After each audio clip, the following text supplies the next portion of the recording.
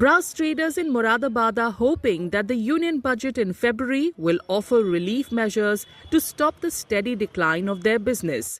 Moradabad is famous for its brass-made products, but craftsmen here have been struggling for some time to make ends meet. So much so that many craftsmen are switching to other professions. Traders in this Uttar Pradesh town say exports of brass products have decreased significantly over the years and the government's helping hand is needed. इस बार बहुत down है शहर की condition और rate भी बहुत ज़्यादा increase हो रहा है, उससे ज़्यादा बहुत फ़र्क पड़ रहा है। गवर्नमेंट को चाहिए इस पर ध्यान दें। कारीगर लोग काफ़ी परेशान हैं और अदर काम में आ रहे हैं वो लोग अपना काम छोड़ के, तो सरकार को ये चाहिए भाई इस पर ध्यान दें ताकि ये काम फिर से उठे, तरक्की करे। मैं मुरादाबाद से आता हूँ। यहाँ पर पीतल नगरी के नाम से पूरी दुनिया में हमारा शहर मशहूर है, लेकिन आज इंडस्ट्री की हालत यह है कि मैं समझता हूँ कि 100% जो काम कभी हुआ करता था वो आज 40% रह गया है। युवा परेशान है, मजदूर परेशान है, हर तबके का बंदा इस वक्त परेशान है। तो मैं सरकार से उम्मीद करूँगा कि आने वाले बजट में युवाओं का, मजदूरों का, जो नीचे तबके के लोग हैं उनका ध्यान रखा जाए। Traders recall the glory days of Moradabad's brass products when exports were high. But now many factories are barely managing the operational costs.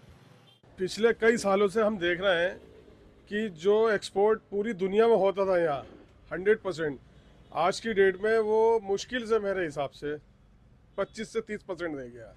जो बड़ी बड़ी जो फैक्ट्रीज थी जो बहुत अच्छा एक्सपोर्ट करते थे, उनका एक्सपोर्ट आज बिल्कुल 20-25% रह गया है, जिसकी वजह से उन लोगों के अपने फैक्ट्री के एक्सपेंसेस हैं वो निकालना बहुत ज़्यादा मुश्किल हो गया है।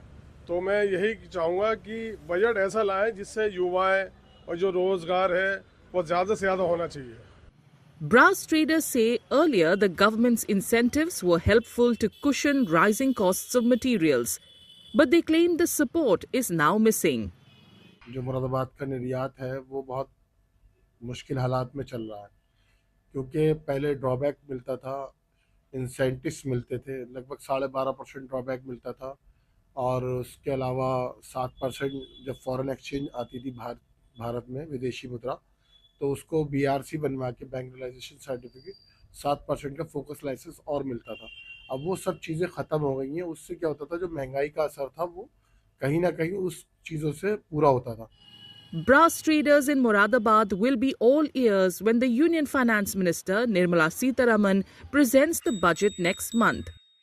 Any good news to revive the famous brass industry will be a big news here.